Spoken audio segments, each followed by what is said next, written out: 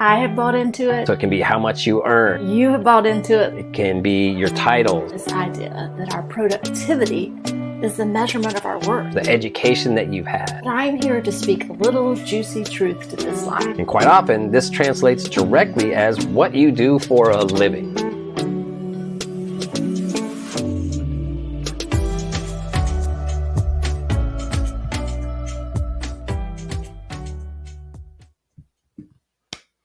Hey there, and welcome to Truth Be Told, episode 93. This is a new month, and so we have a new theme. And this month, I'm really excited about this. This is going to be pretty awesome because I think this is super timely. The theme for the organization, Centers for Spiritual Living, that we are part of this month is work. And so we decided to do a little twist on that. And we are taking a look at success and other lies we've been told. This idea that success is like the ultimate goal, that we are all here trying to achieve success, whatever that really means. And there are a lot of myths as a part of success that we have all kind of been born into, the things that we've been told our whole lives that this is the way it is, and we should all be trying to achieve these certain things, whatever that looks like. There's a whole lot of different versions of it, but it's all kind of pointing in the same direction.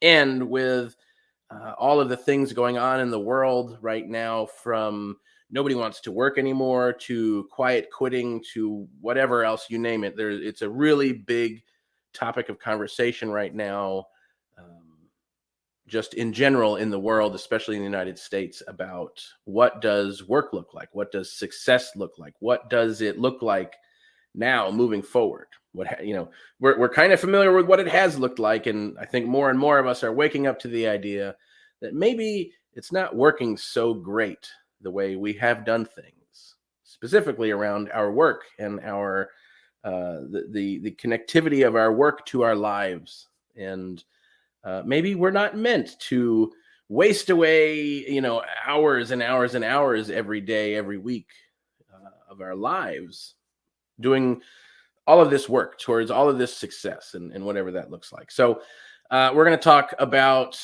today specifically exposing the lie that is productivity and how it ties into our self-worth. And so for many of us, we have been taught that our self-worth is determined specifically by our productivity. And the more we produce, the more worth we have as an individual, that our value as a person is tied directly into our productivity. And survey says that's a lie. And so we're going to uncover that a little bit this week. And that's just the starting point. The rest of the month is all other myths and lies that we have kind of been born into around that same vein. So yeah, let's sit back and enjoy this episode of Truth Be Told.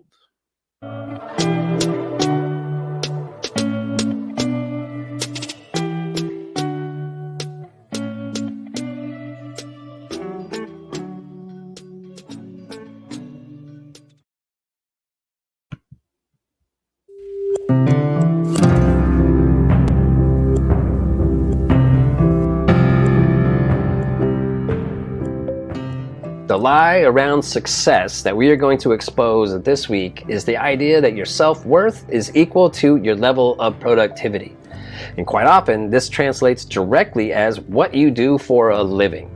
So it can be how much you earn. It can be your titles, the education that you've had. All these things can, determine in society's eyes what your self-worth is. And then we take that notion that's kind of commonly shared and tell ourselves these stories that we're either, superior to others because of all these things that we have accomplished, or that we are inferior because we don't see the things that we've done as actually being accomplishments. So let's look at that first, like this level of productivity.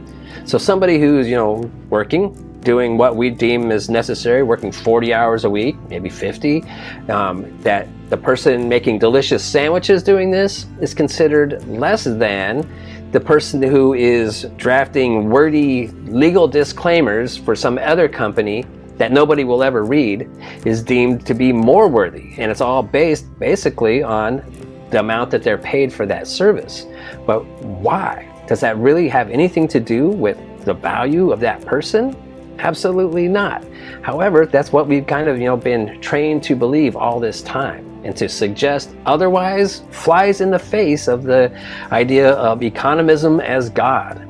Like, you incur the wrath of many people if you suddenly suggest that one person is not better than another just because of what they do or how much they earn. Now, some people take this idea of their status, of their titles or whatever, and then they falsely inflate their sense of self-worth. And other people take in the stories that people say about their, kind of path in life, their life situation, and deflate their sense of self-worth. But when it comes down to it, self-worth is something that's inherent in all people, that life is absolutely worthy of being respected, of having dignity, and just being, what you are, a divine spark of this amazing thing in the universe. So the actual self-worth that somebody has, you can't add on to it or take away from it. All you can do is come to know it for what it really is. Now, the lie basically comes down to this. If your sense of self-worth is based on something that can be taken away, then that's not your true self-worth. And many people discover this the hard way, when maybe a debilitating disease forces them to leave their career behind. Or maybe some legal problem takes away all their financial assets and leaves them without that status. Suddenly their sense of identity and their sense of being worthy completely evaporates. And when we see these kind of things happen, the levels in our society of suicide rates, depression, and just people that basically end up dying from alcohol and drug abuse as they're trying to escape whatever it is in their head that has taken them away from their sense of self-worth. This is tragic. And one other thing, the last thing that I want to draw upon here is that idea of productivity, that you have to constantly be doing all the time. You can't stop and rest. Well, as you're doing this, it's a great distraction. So I think a lot of people have never stopped and sat down and asked themselves, what is my self-worth? What am I? What is my real identity? Because jobs change, because other statuses change. Anything that can be taken away, that's not your true identity. And so to sit down, do introspection, and ask yourself, what is real within me, can be a terrifying prospect for people that have never done it. It's that fear of the unknown. And so when we are constantly producing, we don't stop and go within. And for a lot of people, I think that's terrifying. So what is, the truth around our self-worth? Well, let's take a look to Rev Ryan and see what they have to say.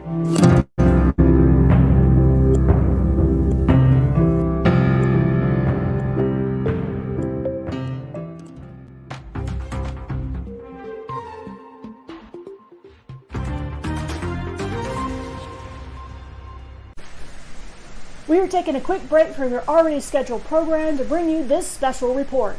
As you can see, it can get pretty stormy and rough out here, and now more than ever, we need a place to belong. That place is Soul Evolution Collaborative. This intentional spiritual community has a vision of personal transformation and communal evolution, an authentic way of being, living, and viewing the world. You can find space and shelter in the weekly offerings. Tuesday, 7 p.m. Eastern, Truth Be Told. Thursday, 7 p.m. Eastern, The Gathering, a group experience that provides an opportunity to discuss spiritual principles and how they show up in our own lives. Sunday morning, Strip Down Sunday at 12:30 Eastern offers a streamlined approach to your Sunday morning experience focused on a weekly theme. And for those looking for an added adventure in intentional community, the Second Sunday Experience, every Sunday evening at 7 p.m. Eastern.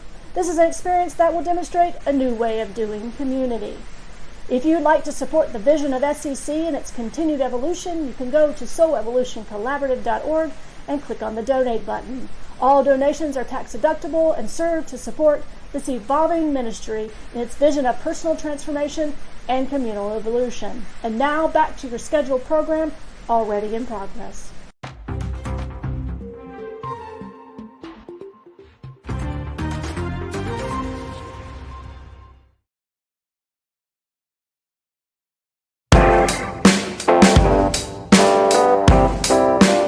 I have bought into it. You have bought into it. Let's be honest. We all have bought into this idea that our productivity is the measurement of our worth on some level or another. But I am here to speak a little juicy truth to this lie. Now, first, there's no shame or blame for sliding into this belief or even acting from it. Most of us were born into the framework that proclaimed this, whether in a whisper or from a bullhorn, that our self-worth determines our productivity. So it can be hard to entertain the thought of shifting our framework, our beliefs, and our thoughts. So the invitation is to be open to even entertaining the idea that our self-worth is not dependent on our work or our productivity. Okay, before I get too far in the weeds on this, let's pause, rewind, and define what I mean when I say self-worth. Self-worth can be defined as the internal sense of one's own value. Now, I bet you think I'm going to say our worth should not be determined by anything external, that we are whole, perfect, and complete just as we are, and we're individualized expressions of the one thing that is back of all things. And if we can just recognize our own intrinsic value, then things will be a-okay. Yes, and all that is certainly true, and we have lived, some longer than others, in a framework that doesn't necessarily affirm this truth. And so as a result of this, some of us have spent large portions of our lives hustling for our own worth through work, achievement, and chasing the proverbial successful life. So shifting can be hard and may seem nearly impossible. So I don't think there are 10 easy steps to shake the lie of productivity as a sign of our worth. But I do think there are some small things that we can engage in that may serve to stir even the smallest of shifts in our thinking and the way we view ourselves. What if we could shift and see self-worth not as a condition, but rather a value? And so by definition, a value is something intrinsically valuable or desirable. And so when we view our self-worth as a condition, then we end up having to do X, Y, and Z in order to feel worth. And often X, Y, and Z with relationship to work and productivity is doing more to be more. So when we start to hold self-worth as one of our most important and highly regarded values, we then start from a space of already enough, of already acknowledging our self-worth and importance. And so from this space, there's freedom to move, and to be, to think, and live in ways that are energy-giving, not energy-sucking. So the capital T truth is that we are valuable just because we exist. Period. End of story. There's nothing that we can do. No title we can have, no amount of zeros on our paycheck that can take away from or add to our worth. It just is. And I know this may be a stretch, and it is so hard to shape the framework that speaks to the opposite. But it all starts with awareness and these small shifts in seeing and believing. And they may feel like small shifts in the beginning, but then they set off this chain reaction that there is no stopping us. We will begin not only to see that we have intrinsic worth, but we will actually begin to believe it.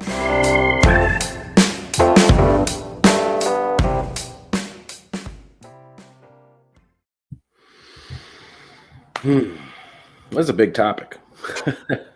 Yeah, it stirs a lot of thoughts for me too. Yeah.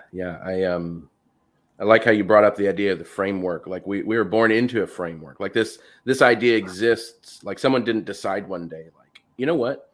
We should just tell everyone that their self-worth is determined by their productivity. Like that sounds like a great idea, right? Right. No, there is this, and actually it ties a lot into what we talked about last month, especially last week, this whole idea of economism. And economism as a system of being that we all live in, especially in the United States, where it's all about consumerism, and it's this idea of more. And so it does create this cycle of like getting stuck in the system, that the system keeps telling us how to be, and any solutions we're trying to figure out tend to be from still within that system, and it puts us back at the beginning, and it's almost like getting churned through this framework of like, how do we get out? Like, how do we and it's stop? hard. It's hard because, I mean, for me, it's been a hard, shift from that framework, especially like, years and years of that. It becomes just like second nature. And so to really stop and then make choices that are in alignment with the truth, it feels a little uncomfortable at first. It feels like, oh, am I doing the right thing? Is this right? Because it feels like, because I think for a long time, I could speak for myself personally, was just operating happy go lucky in this framework, but then exhausted at the end of the day, or mentally and physically, and saying yes when I wanted to say no, and all those things that we do when productivity is the guiding force behind what we do. And then I found myself doing things like I said in the segment, like hustling for my worth, and that just feels icky. And so then it was like always being and doing, and sometimes it wasn't who I was, but it was just so I could feel worthy or something.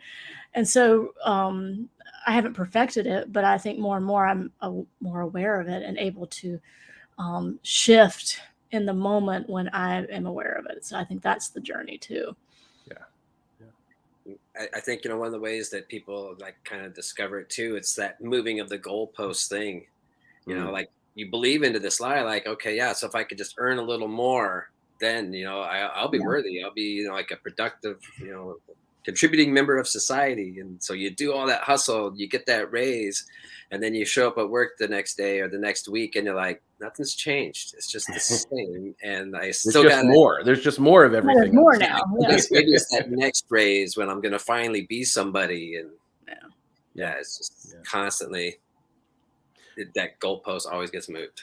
Well, and what's fascinating for me, I don't know how long this idea has been around, but I feel like the generation that I'm a part of, that when we were in school, like we were constantly being asked, like, oh, what do you want to be when you grow up? You can be anything you want. We were the first, I think we were the first ones to be like, yeah, you can be anything you want when you grow up. What do you want to be?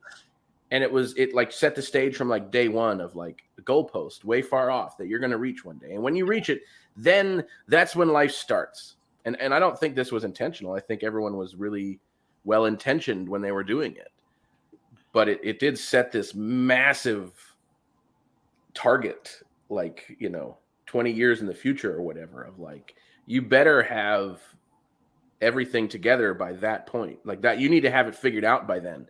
You need to have made a decision, and everything like the rest of your life is going to be based on this decision. There's no turning back. So it has to be the right one. And if you can do that, you'll be successful. Hitting that target is success. Yeah. Nobody, you don't know. You graduate high school, like, you don't know. You graduate college, you don't know. I mean, and even if when you do know, like I thought I knew, and here I am doing something totally different, right? Yeah, I was going to say, how'd that work out for you? Right. Yeah, it worked out totally different for me too. Yeah, and it's like, we don't, when the system tells us, it's like we're that's what the system said. It said, you can be anything you want. Like, we've gotten to a point where we have everything. You can do anything. What do you want it to be? And then we went and, like, I don't know, ruined it all or whatever. I don't know. But I mean, like, it really was this, like, this idea of success was so ingrained in just even in the language of those questioning, what do you want to be when you grow up? And it's like, I have no idea. Like, I'm in kindergarten. I have no idea. And then success was determined by someone else. So it wasn't like what fulfills like in alignment with who you are and what just makes you, passionate. And it was always like a success based on some sort of arbitrary measure. And I think now, not just us, but I think a lot of people are like, wait a second, no, that doesn't seem right, and Yeah. and beginning to shift. I mean, it's still hard. It's still hard to live in that framework because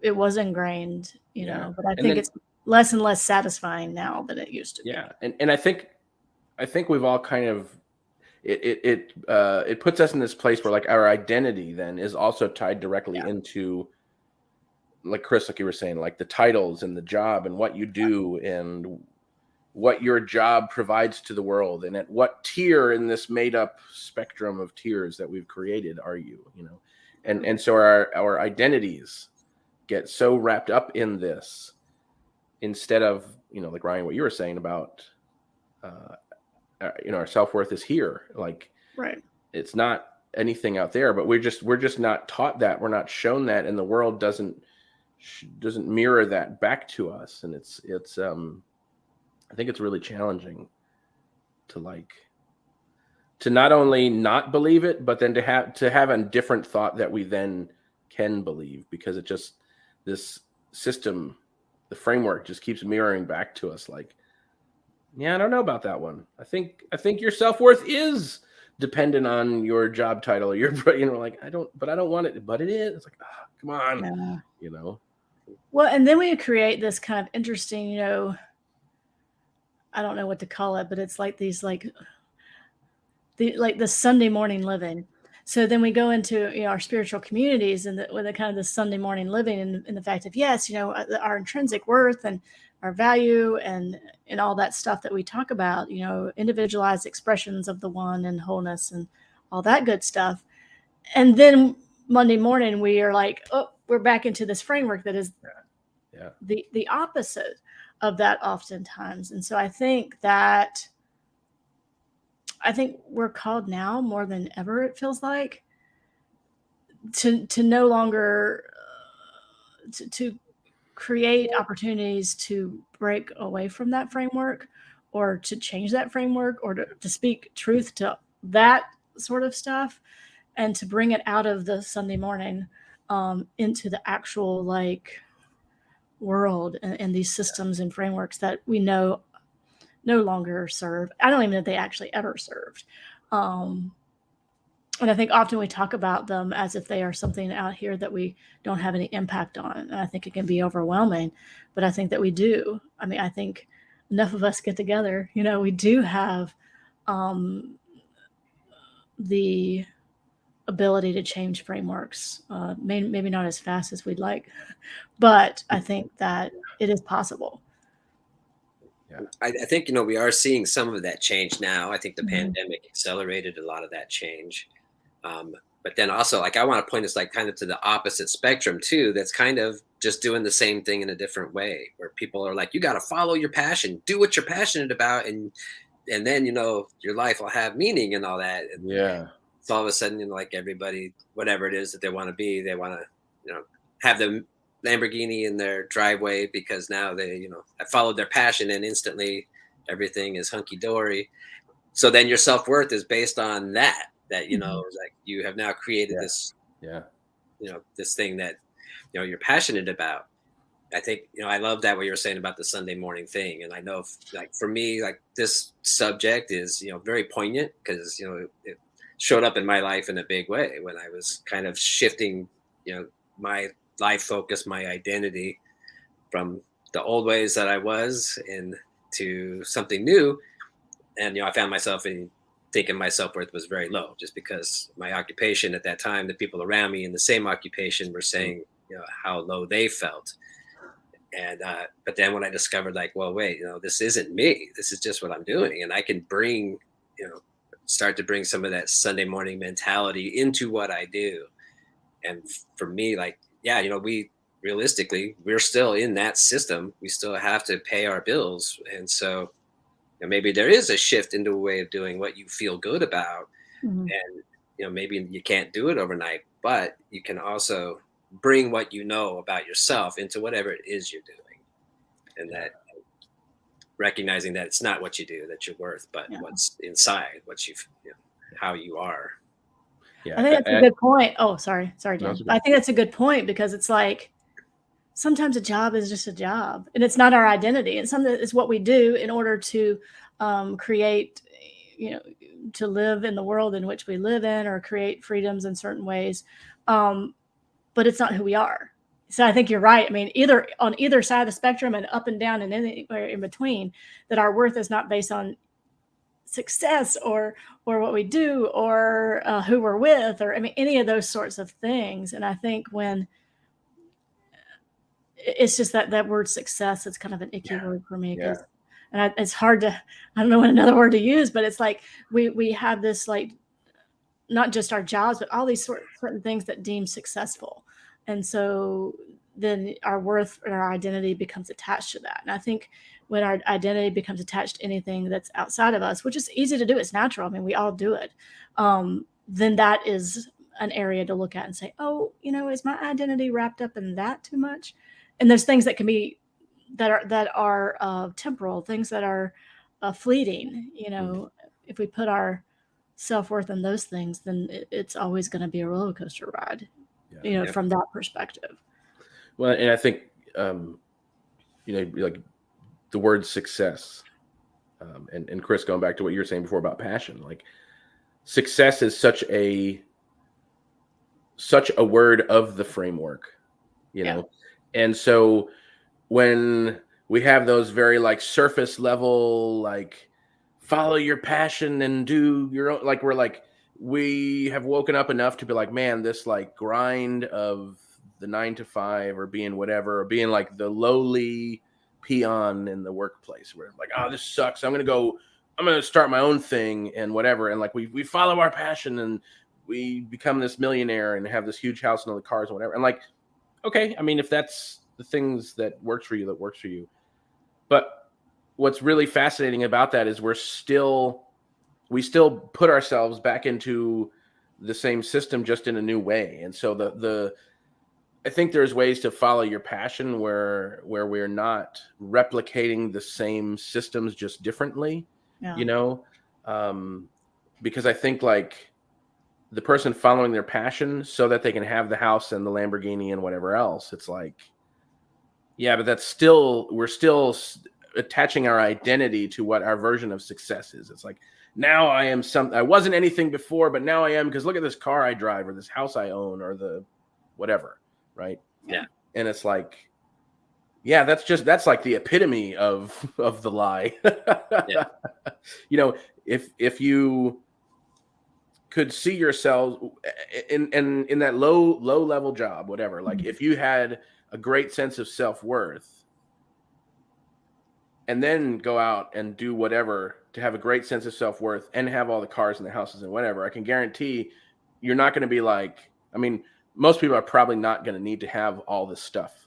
Like if you have a great, an appreciation for your self-worth at any time, you're probably not going to need to go out and buy all the things to make yourself feel whatever. Now, maybe you just really love cars and so you want this car, but you're probably not going to attach your identity to that car. Yeah. Whereas without the sense of self-worth, you're going to get there and attach yourself to that car, and your self-worth is still going to be on something outside of you. No. And it's just like, so how do we, I mean, that's a question for me. I think maybe this month is like, how do we do that? How do we get to the place where we can determine our own sense of self-worth and get the car if we want the car, but not attach our sense of identity to a lifestyle or a house or a car or whatever it is. And I think that's the, how do we, and maybe it's just, we need a new word. Like, what's the word other than success? Like, if success is a moving goalpost that teaches us to put all of our values outside of ourselves, what's the word that allows us to recognize the sense of self-worth, to recognize the value, our inherent value? What's the, how do we, I don't know. I was going to say measure, but maybe we're not even, maybe that's the whole point, is there is nothing to measure. Like we're not trying to measure anything, Right. But that's so foreign to the system. Yeah. I think like kind of a good example of that is, studies that, sociologists have done where they go and visit, people that live in very poor villages and have, very little, but their level of like happiness and satisfaction, community is like way above us. And then they kind of want to like, the scientists want to look at them and kind of like point out like, you shouldn't be happy. You don't have anything. You have to struggle. Like, and it's just that like baffling thing. Like, how are they able to, be so well without all the things that we say, modernized culture says you have to.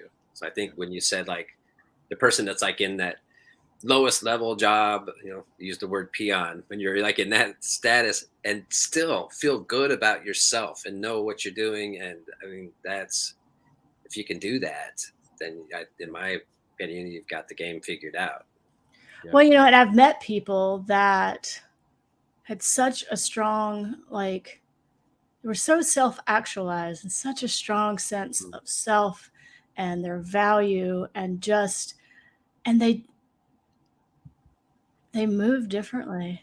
It's just a very magnetic sort of experience, and they move differently. They have this energy of freedom, this energy of cooperation, community, belonging, and so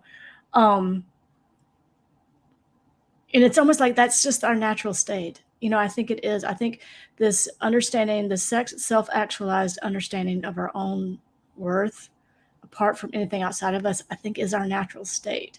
Yeah. And so I think that's why we feel freer when the closer we get to it. I think that's why we feel lighter the closer we get to it. And I think like, I don't know that I wish there were like 10 easy steps because I would have already done it. Yeah. If that was the case. But I just think it's, these types of conversations, I think it is awareness. I think it is stopping ourselves when we catch ourselves in those thoughts or in those beliefs or in those moments where we are seeking something external. Because it's, I mean, it's hard, and I think it's become very natural.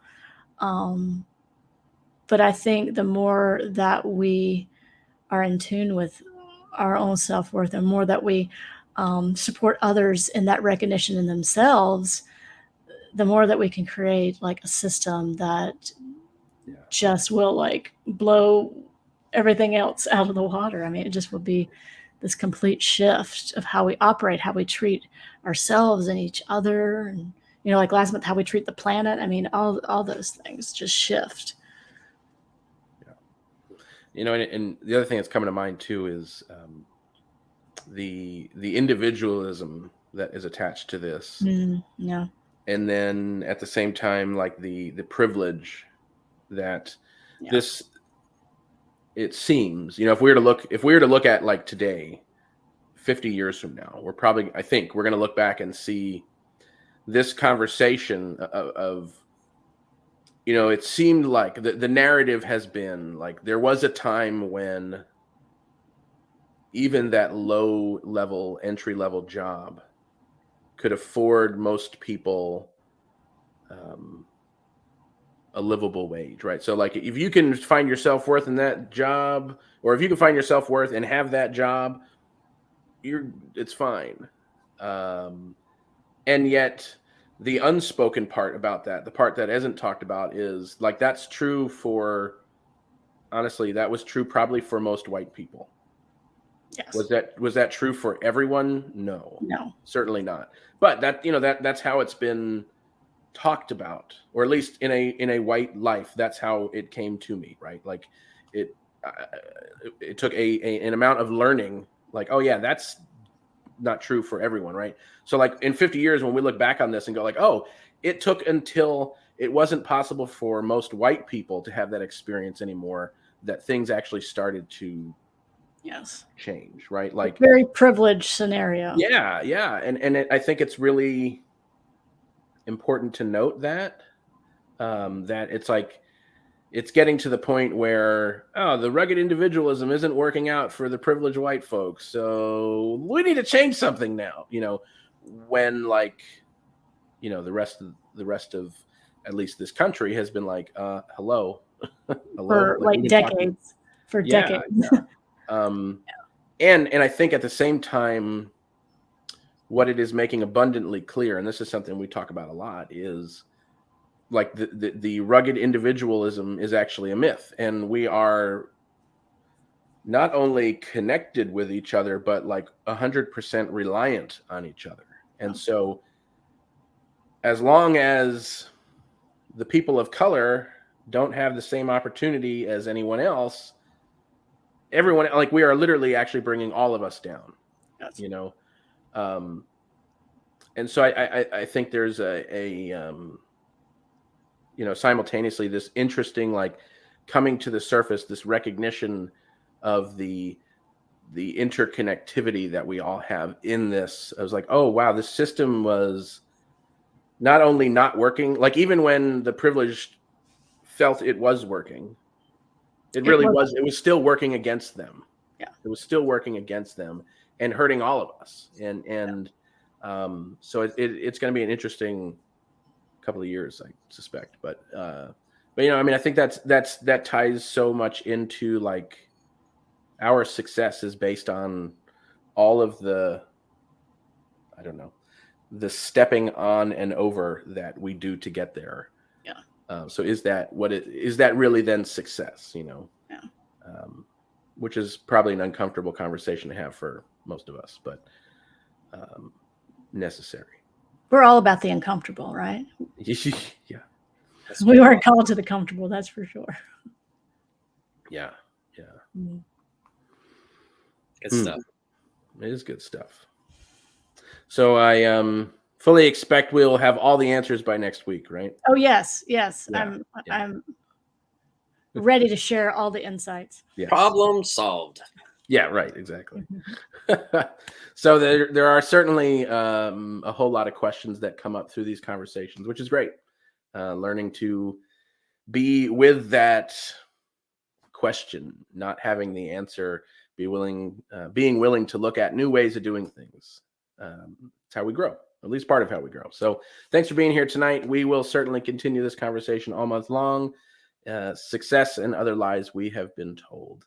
So while you're here for a moment, we have just two short things for you. Communities like this one are going to become more and more important as we realize, as society, we realize how interdependent we are on each other. We realize we all need a place to belong, a place to be safe. And so we are one of those places. Every Sunday evening, we hold our event, Second Sunday Experience, and it is the place where we all come together to be part of this community, to be part of a group of people that have shared ideals, beliefs, experiences. It is a great opportunity. More information on the website, and hope to see you there. Second, this year in November, we are holding our second annual virtual summit. This is the Shift Healing the Divide Summit. It is a part two to last year's summit, Shift Now What? This year is going to be the answer, or some of the answers, the response to Shift Now What? Now, what do we do? What we need to do now is heal the divide. There is divide in this world of effect out in front of us. And so we're going to have this week-long summit, November 14th through 17th, plus the launch of our very first socially engaged conversations, which will be a monthly event, first Friday of every month, starting January of 2023. So it's going to be an amazing week. Registration opens shortly, I believe next week. And we hope to see you there. It's going to be pretty great. So thanks for tuning in. Truth be told, we're Soul Evolution Collaborative, and we'll see you next week.